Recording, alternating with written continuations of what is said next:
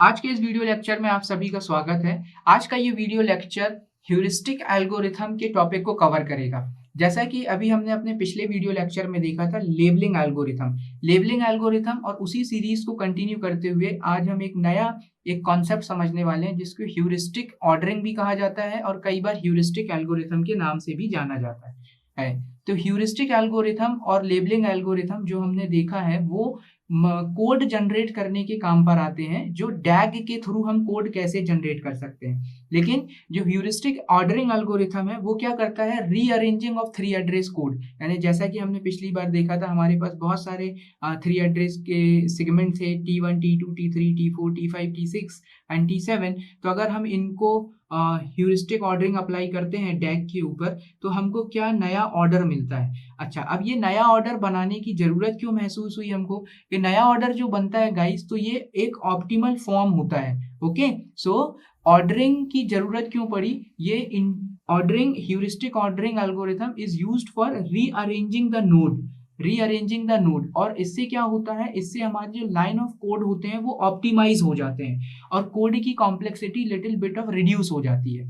तो चलिए पहले देख लेते हैं कि ह्यूरिस्टिक एल्गोरिथम का कोड क्या है, ह्यूरिस्टिक एल्गोरिथम क्या है। ये हमारे पास यहाँ पर कोड है। इसी ह्यूरिस्टिक एल्गोरिथम को हम अप्लाई करेंगे।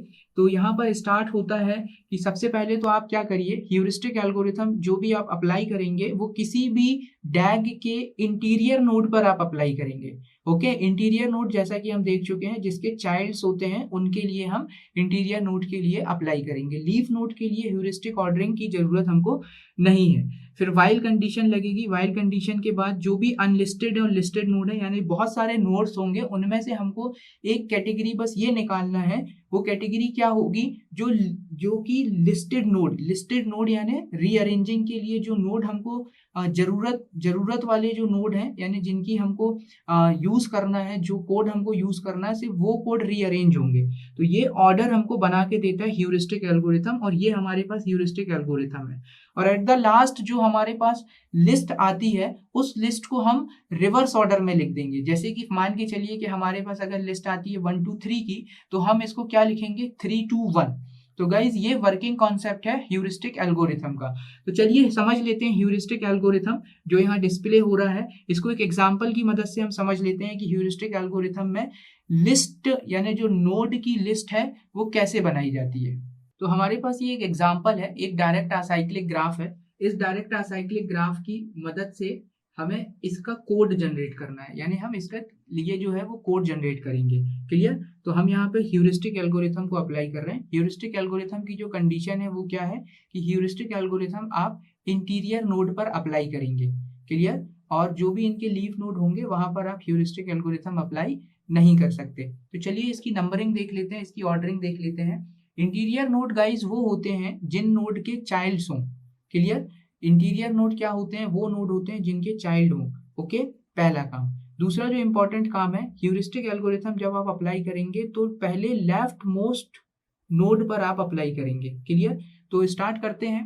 यहाँ पर रूट है, रूट का तो कोई चाइल्ड नहीं होता, इसीलिए इसको हम कंसीडर करेंगे। तो ये हमारा एक क्या बनेगा, इसकी ऑर्डरिंग कर देंगे। तो ये ऑर्डरिंग पे आया नंबर 1 हो गया। क्लियर? इसके बाद इसका हम लेफ्ट मोस्ट चाइल्ड देखते हैं। तो इसका जो लेफ्ट मोस्ट चाइल्ड है, इसके लेफ्ट मोस्ट चाइल्ड को पहले आप चेक करें, क्या ये इंटीरियर नोड है, क्या इसके चाइल्ड हैं। इसका एक चाइल्ड ये है, इसका एक चाइल्ड ये है। यस, ये इंटीरियर नोड है। पहला काम। दूसरा इंपॉर्टेंट काम, क्या इसका पेरेंट लिस्टेड है। यस, इसका पेरेंट लिस्टेड है, यानी हमको जो लिस्ट में मिल गया पहले ये वाला, इसके पेरेंट को हमने लिस्टेड कर दिया। ओके, तो जब भी हम नंबरिंग दे रहे हैं, ऑर्डरिंग दे रहे हैं, तो ऑर्डरिंग देने का क्या तरीका है? पहले तो आप रूट नोड को नंबर दे दो 1, या इसको ऐसा समझ लीजिए कि बाय डिफॉल्ट रूट नोड को नंबर 1 मिलता है। अब इसका लेफ्ट मोस्ट चाइल्ड देखिए, इसका लेफ्ट मोस्ट चाइल्ड चेक करिए, क्या इंटीरियर है। यस, ये इंटीरियर है। इंटीरियर कैसे पता लगाते हैं? इंटीरियर पता हम ऐसे लगाते हैं कि इसके चाइल्ड होना चाहिए, या ये खुद पेरेंट हो। तो इसका चाइल्ड एक ये है, इसका एक चाइल्ड ये है। इसकी दूसरी कंडीशन क्या है? इसकी दूसरी कंडीशन ये है कि इसका पेरेंट लिस्टेड है या नहीं। तो इसका पेरेंट ऑलरेडी लेबल्ड है, ऑलरेडी इसको हमने ऑर्डरिंग दे दी। तो अब इसका लेफ्ट मोस्ट चाइल्ड हमने देखा, तो इसके लेफ्ट मोस्ट चाइल्ड को हम दे देंगे 2, नंबर 2। 1 ये ऑर्डर हो गया, नंबर 2 इसकी भी ऑर्डरिंग हो गई। अब हम इसका लेफ्ट मोस्ट चाइल्ड देखेंगे, तो इसका लेफ्ट मोस्ट चाइल्ड क्या है, ये है। अब इसका लेफ्ट मोस्ट चाइल्ड चेक करो क्या इंटीरियर चाइल्ड है कि नहीं, तो यस ये इंटीरियर है। क्यों इंटीरियर है, क्योंकि इसके चाइल्ड बने हैं, ये है पहली कंडीशन सेटिस्फाई। ओके, अब आप ये चेक करिए क्या इसका पेरेंट लिस्टेड है, ऑर्डर नंबर तो यहाँ मिल गया, लेकिन इसका एक पेरेंट और है वो ये है, तो ये कंडीशन इसके पेरेंट को नंबर नहीं मिला। तो यहाँ पर क्या हुआ, इसके दो पेरेंट हैं, इस पर्टिकुलर नोड के दो पेरेंट है, पहला पेरेंट ये है और दूसरा पेरेंट ये है, जिसमें से एक को तो नंबर मिल गया लेकिन दूसरे का नंबर नहीं मिला, तो यहाँ पे कंडीशन फेल हो गई। जैसे ये कंडीशन फेल होगी तो आप इस रूट के राइट मोस्ट चाइल्ड पर आएंगे। इसके दो पेरेंट हैं, एक ये और एक ये, एक की नंबरिंग हो गई है दूसरे की नहीं हुई, कंडीशन फेल, रूट नोड के राइट मोस्ट चाइल्ड पर आएंगे। क्लियर, इसके राइट मोस्ट चाइल्ड पर आ गए तो इसको आप नंबरिंग देंगे।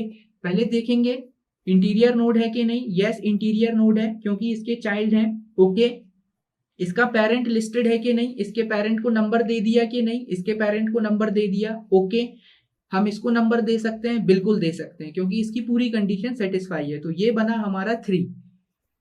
अब इसका लेफ्ट मोस्ट नोड कौन सा है, ये वाला, ये इंटीरियर नोड है, यस इंटीरियर नोड है। इसके पेरेंट की नंबरिंग हो चुकी है, यस इसका एक पेरेंट ये है और इसका एक पेरेंट ये है, इसकी नंबरिंग हो गई, तो इसको भी आप नंबर दे दीजिए 4।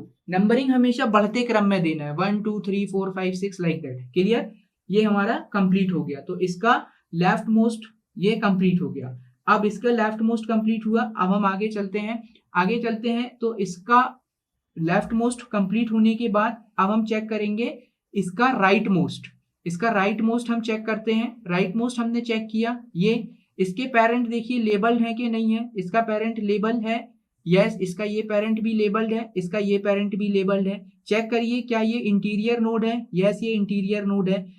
लास्ट नंबरिंग हमने क्या दी थी 4, अब इसकी नंबरिंग क्या हो जाएगी 5।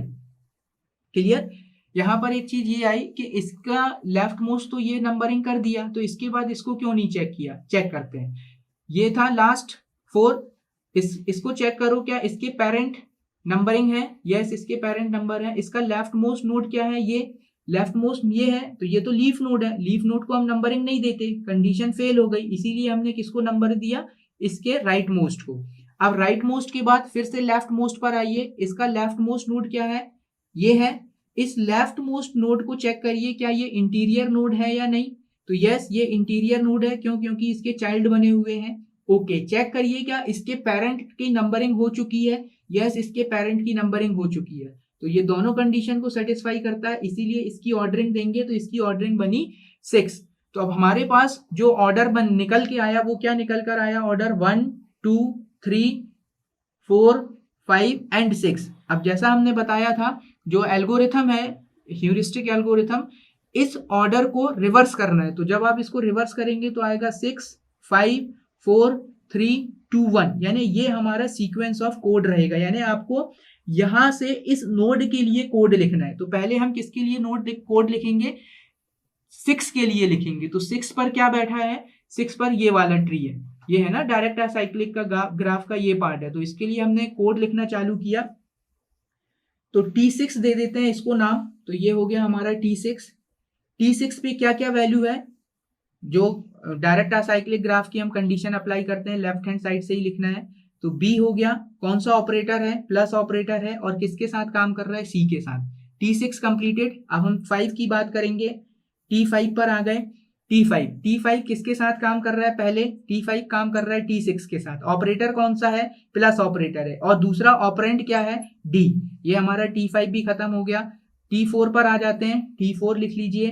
T4 पर क्या क्या काम हो रहा है, T4 पर पहले A है, ओके, ऑपरेटर के साथ प्लस है, ऑपरेटर के बाद क्या है यहाँ T6 है, ओके, T4 भी कंप्लीट हो गया। अब T3 की बात कर लेते हैं, T3 हमारा ये है, इसको दे दीजिए T5, इसको दे दीजिए T4, इसको दे दीजिए T3 का लेफ्ट क्या है T4, तो T4 लिखेंगे। ऑपरेटर कौन सा है, प्लस साइन, किसके साथ काम कर रहा है, T5 के साथ काम कर रहा है, ये वाला भी हो गया, इसको दे देते हैं अपन T2 नाम। T3 कंप्लीट, T2 पर आ जाते हैं।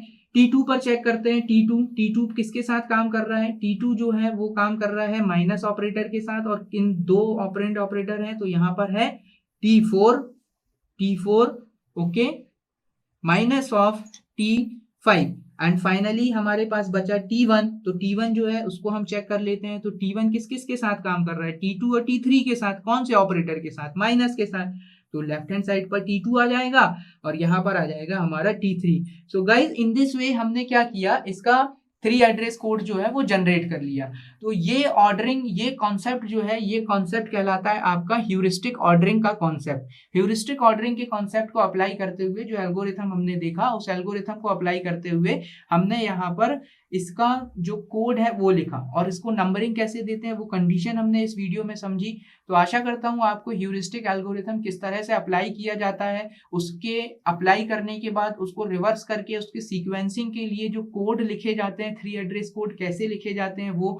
अब यहाँ पर आप लेबलिंग एल्गोरिथम भी अप्लाई कर सकते हैं। लेबलिंग एल्गोरिथम अप्लाई करके आप उसका असेंबली कोड लिख सकते हैं। तो thank you so much guys watching this video. We will meet again in the new video lecture. Take care. Bye bye.